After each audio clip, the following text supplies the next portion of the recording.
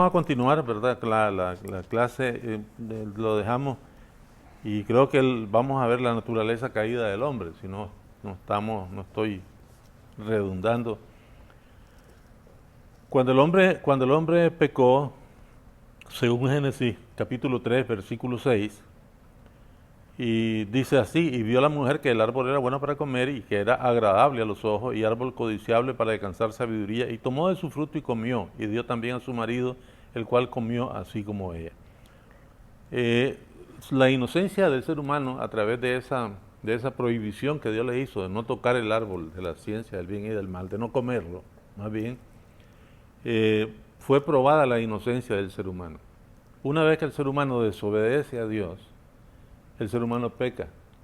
Entonces ya conoció experimentalmente lo que es el pecado, ¿verdad? Que conoció experimentalmente lo que es la desobediencia, lo que es el hacer mal. Entonces, al pecar, el ser humano resulta que es encontrado culpable por causa de que desobedeció el mandato que le dio nuestro Señor. Al ser encontrado culpable, inmediatamente el ser humano perdió la inocencia. Al perder la inocencia, sufre los efectos del pecado, ¿verdad? Por eso es que nosotros leemos en los versículos que leíamos anteriormente que Adán y Eva se escondieron y buscaron como cubrir su desnudez y tuvieron miedo de cuando el Señor se presentó y oyeron la voz de Él que se paseaba en el huerto. Tuvieron miedo porque esas son las consecuencias del pecado. Ahora, la otra consecuencia que tuvieron que enfrentar, como lo dijimos anteriormente, es la muerte física, que no se da inmediatamente, pero que se da en el futuro. Y lo que inmediatamente experimentaron fue la muerte espiritual, porque al tener un pecado en ellos, Dios no puede tener comunión con ellos, una comunión amorosa, amistosa como la tenían antes de que pecaran. Dios estaba todo el tiempo en comunicación con ellos, pero eso perdieron esa comunicación con ellos. Mire qué cosa más tremenda. Hermano, poder tener ese compañerismo con Dios, de poder hablar con Dios, de poder gozar de la compañía de Dios. El único que nos puede dar esa seguridad de sentirnos bien, de la seguridad de que nada nos va a pasar, porque es el único que nos puede proteger. Hermano, la perdieron, desdichadamente por causa del pecado. Ahora, por causa de que ellos pecaron, entonces pierden la inocencia y la naturaleza del hombre cambió. La naturaleza del hombre cambió de una naturaleza de inocencia impecable a una naturaleza corrompida. Ahora, eso lo leíamos nosotros en Romanos capítulo 7, versos 20 y 21. Porque el apóstol Pablo en esos versículos dice: y si hago lo que no quiero, ya no lo hago yo, sino el pecado que mora en mí. Así que queriendo yo hacer el bien, hallo esta ley, que el mal está en mí. Desde entonces el pecado mora en el creyente y el pecado transformó la naturaleza del ser humano. En vez de ser ya ahora impecable, vivir una vida tranquila, entonces él ya sintió los efectos del pecado. La falta de la comunión con Dios creó un vacío muy grande en su alma, un vacío que nadie lo puede llenar. No lo pueden llenar ni las comodidades, ni las riquezas, no lo puede llenar ningún otro ser creado. El único que puede llenar ese vacío es Dios, porque Dios se separó del hombre por causa del pecado. Y la tierra, como consecuencia de eso también, la tierra, el ser humano se llenó de violencia. Miramos el primer caso de violencia que se registró en el libro de Génesis, en el capítulo 4, versículo 8, cuando Caín y su hermano fueron a ofrecer sacrificio. Nosotros conocemos ya la historia. Abel ofreció un sacrificio de acuerdo al deseo, al pensamiento, al precepto divino, ¿verdad? Y fue aceptado el sacrificio de Abel. El de Caín fue rechazado porque no iba de acuerdo con los requerimientos que Dios establecía, y se llenó de envidia contra su hermano. Esto, la envidia, el odio, el rencor, el resentimiento, eso es producto mismo del pecado, producto mismo de la desobediencia. Entonces él se llenó de amargura contra su hermano. ¿Y qué es lo que hizo, hermano? Eso lo llevó a cometer el primer homicidio que se dio sobre la faz de la tierra. Invitó a su hermano a salir al campo y estando en el campo solo, sin que nadie lo pudiera defender, de una manera imprevisible, vino y lo atacó y lo mató. Y la sangre del primer ser humano fue derramada sobre la tierra por causa, como consecuencia del pecado. Hermano, el pecado trae consecuencias bien graves. El pecado no hay que verlo como cosa ligera. El pecado es algo que nos mata. El pecado es algo que nos destruye. El pecado es algo que quita la tranquilidad. El pecado es algo que quita la paz. Sobre todas las cosas, el pecado es algo que quita la comunión con Dios, hermano. Ese privilegio que Dios nos dio a los seres humanos al impartirnos un espíritu, y a través de ese espíritu nosotros podemos conectarnos con Dios. Ese privilegio lo perdieron. Lo perdió el ser humano por causa de su pecado. Pero bueno, gloria sea al Señor, porque aunque la tierra pues se llenó de violencia, se vio el primer homicidio, Dios siempre tiene cuidado del hombre. No porque el hombre lo merezca, sino porque en su soberanía Dios quiso redimir al hombre. Dios no quiso que el hombre permaneciera y muriera en su pecado. Ahora, la tierra, al desarrollarse la raza humana, porque la raza se multiplicó, ¿verdad? Algunos piensan que solo los nombres de las personas que dice la Biblia, como Caín, Abel, Set, Matusalén, Lamec, todo eso, como que solo esos fueron, no, pero la Biblia dice que Adán y Eva tuvieron hijos e hijas. Quiere decir, una multitud, eran una raza joven, ¿verdad? Ellos, pues, sus cuerpos eran bien fértiles y nada podía detenerlos, no había contaminación y se multiplicaban rápidamente, hermano. Pero la tierra, a través de esto y por causa del pecado, se llenó de violencia. Además de eso, surgieron otras situaciones que son descritas en la Biblia en el capítulo 6, ¿verdad? Habla de que los hijos de Dios se juntaron con los hijos de las mujeres, de los hijos de los hombres, y ahí hubo una unión ilícita, ¿verdad? Que desagradó al Señor y hubo mucha violencia. De la descendencia de Caín se habla de Lamec, un individuo que era extremadamente violento, ¿verdad? Y así sucesivamente, de manera que la tierra, ¿verdad? Todo se llenó de violencia. Ante esta situación, pues el Señor tenía que hacer algo. Pero antes de eso quisiera que habláramos que una vez que el individuo, estamos hablando de la inocencia, cómo la perdió el hombre, perdió la comunión con Dios, pero quisiera que habláramos qué pasó también al perder la inocencia. Al perder la inocencia, el hombre conoció lo que es la consecuencia del pecado, conoció el mal. Y se activó lo que se llama la conciencia. La conciencia en el ser humano es una ley moral. Hay una ley moral que el legislador eterno, que es Dios, puso dentro del ser humano.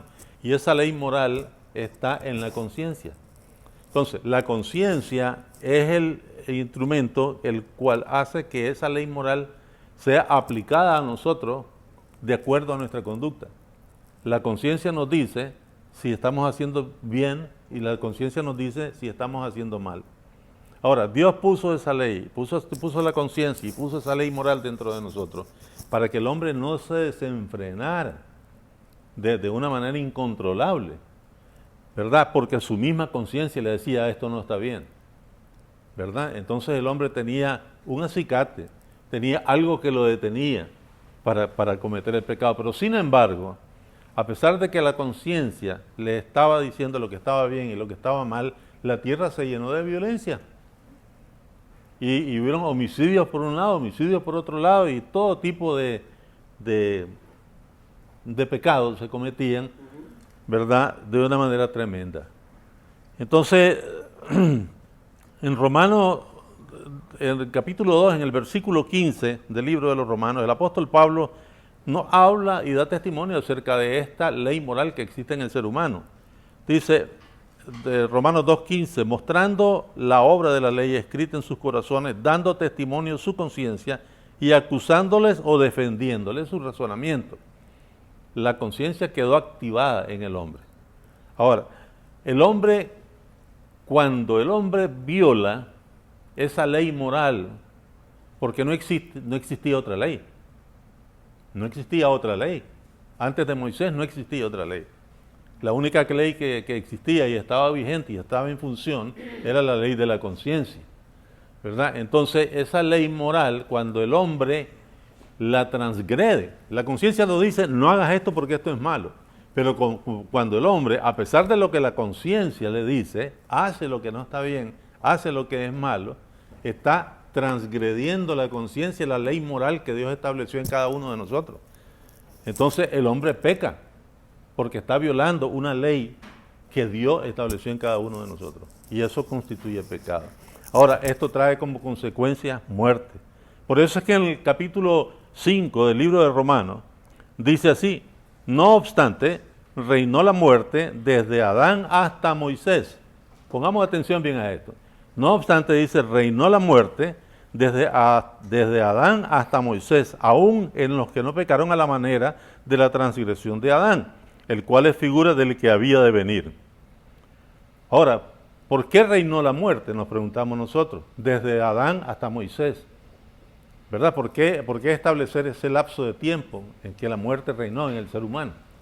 Es simplemente porque hay un principio bíblico que está en Romanos capítulo 6, versículo 23, que dice, porque la paga del pecado es muerte, mas la dádiva de Dios es vida eterna en Cristo Jesús, Señor nuestro. Entonces, el pecado trae consecuencia a la muerte, como Dios se lo dijo a Adán, ¿verdad? Antes de que pecaran. El día que comieres del fruto del árbol de la ciencia del bien y del mal, ciertamente morirás. Al pecar, el hombre quedó expuesto a morir. Por lo tanto, en el tiempo que continuó, ¿verdad?, que la humanidad se estaba desarrollando, reinó la muerte. ¿Hasta cuándo? Hasta Moisés.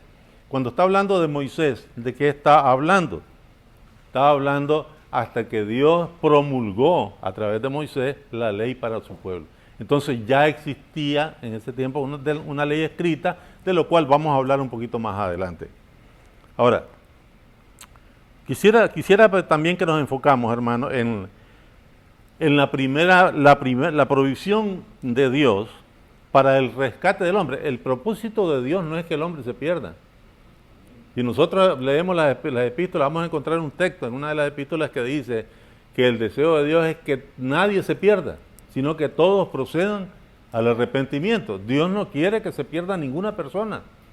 Algunas personas, como ciertas doctrinas que han sido pensamientos teológicos que han surgido, por ejemplo, como el calvinismo, dice que Dios escogió a unos para salvación y a otros para condenación, lo cual no nos está hablando de un Dios justo, pues.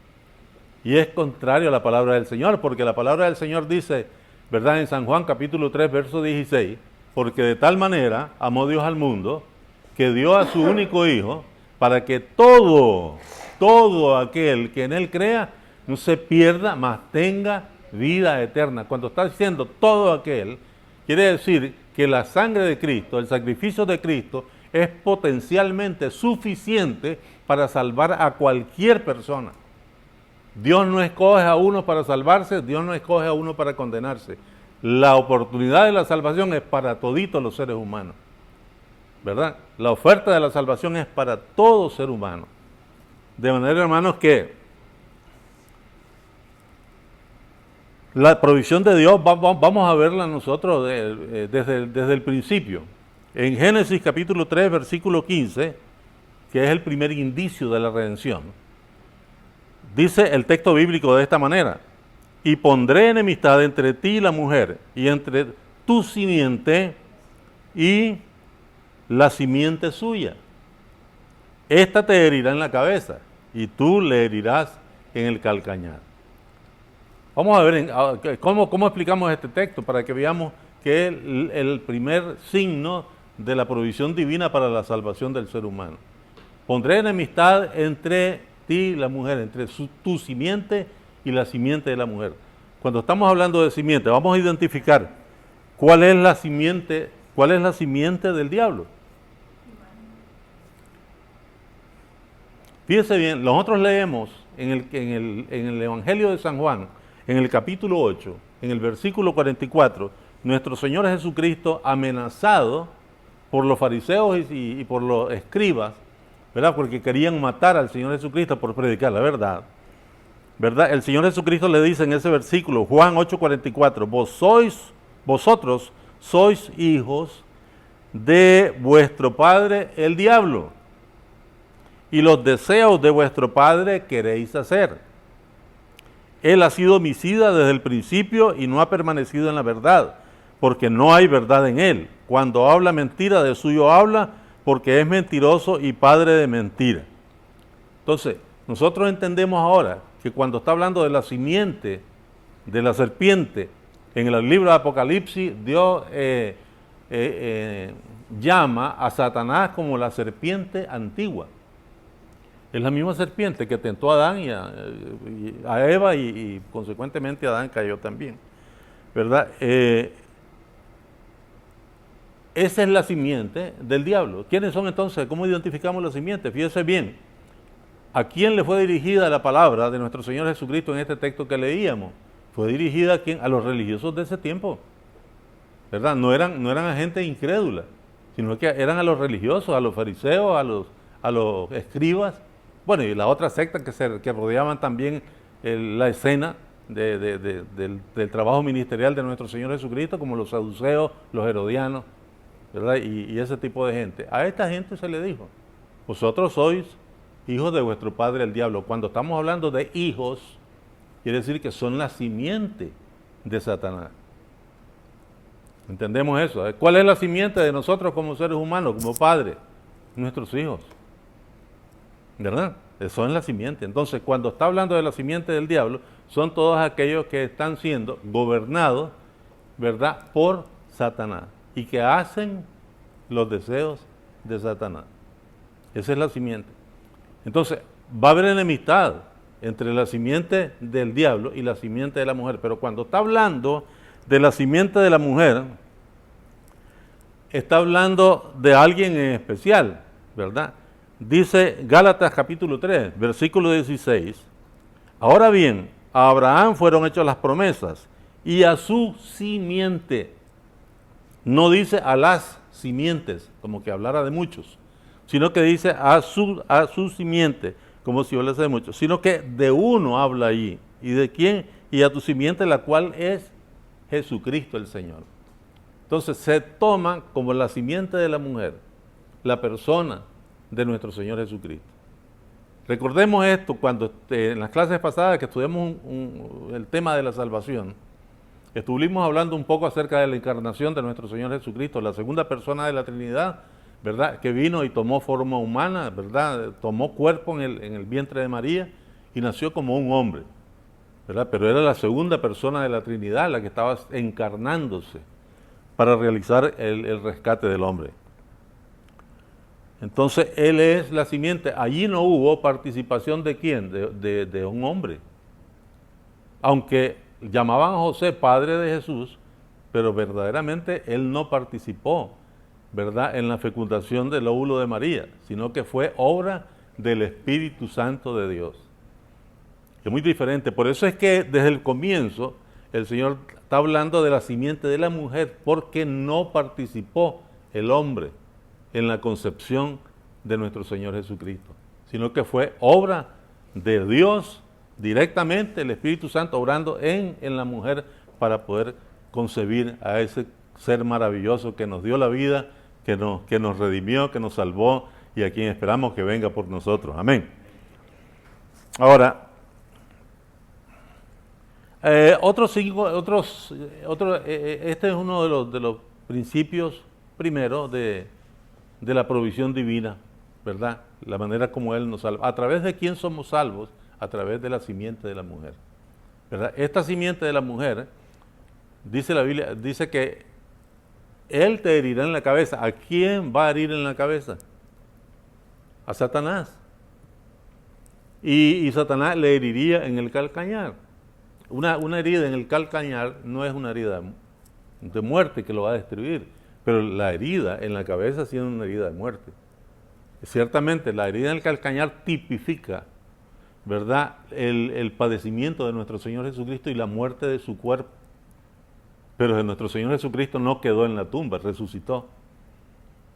Entonces, el daño que Satanás le hizo a nuestro Señor Jesucristo en su cuerpo no fue para destruirlo, sino que simplemente, ¿verdad?, fue una herida, pero el Señor Jesucristo volvió a la vida. Pero la herida que nuestro Señor Jesucristo le inflige a través de ese sacrificio perfecto delante de Dios, ¿verdad?, la herida que le propina el Señor Jesucristo a Satanás es una herida mortal. Porque la palabra de Dios nos enseña y dice que con la muerte nuestro Señor Jesucristo destruyó a la muerte y al que tenía el imperio de la muerte, esto es al diablo y a todos sus ángeles que le siguen. Con su muerte y su resurrección, el Señor Jesucristo destruyó a la muerte y al diablo que tenía el imperio de la muerte, que era el diablo. Porque el diablo vino ¿para qué? Para robar, matar y destruir.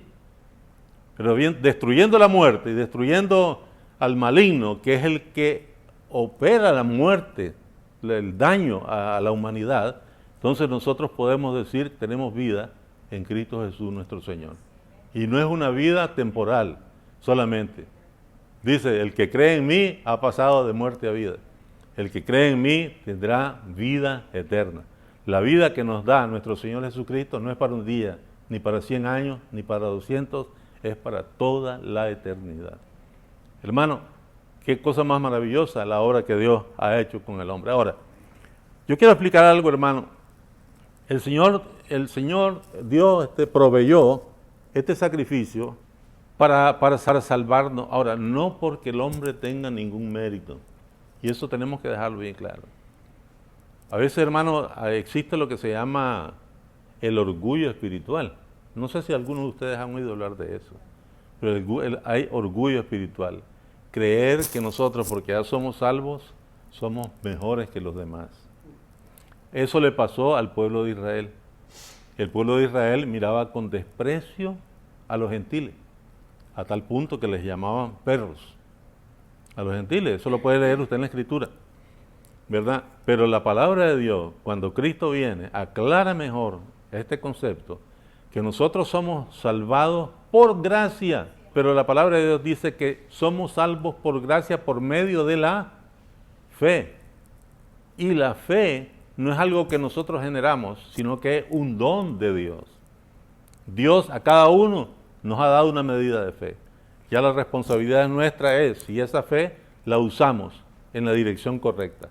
No es una fe para que nosotros andemos haciendo otra cosa, sino para que nosotros la pongamos en el Redentor, en el quien dio su vida por nosotros, para que en Él podamos ser salvos. Amén.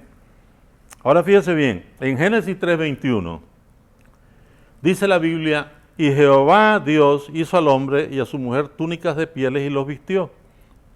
¿Verdad? Quiere decir, sacrificó un animal, ¿verdad? Él quitó la piel del animal y les hizo una forma de vestido y los vistió. Con este vestido cubrió la desnudez, cubrió la vergüenza. El pecado, ¿verdad?, nos hace sentirnos desnudos delante de Dios. Nos hace sentir avergonzados delante de Dios. Por eso es que, hermano amado, que el creyente, un verdadero creyente, no es para que deba permanecer en el pecado. Si un creyente peca, hermano, el Espíritu Santo de Dios que habita en nosotros nos va a redarguir, ¿verdad? Nos va a hacer sentir la culpa del pecado y nos va a llevar a tal punto para que nosotros nos arrepintamos, confesemos este pecado y nos apartemos de él.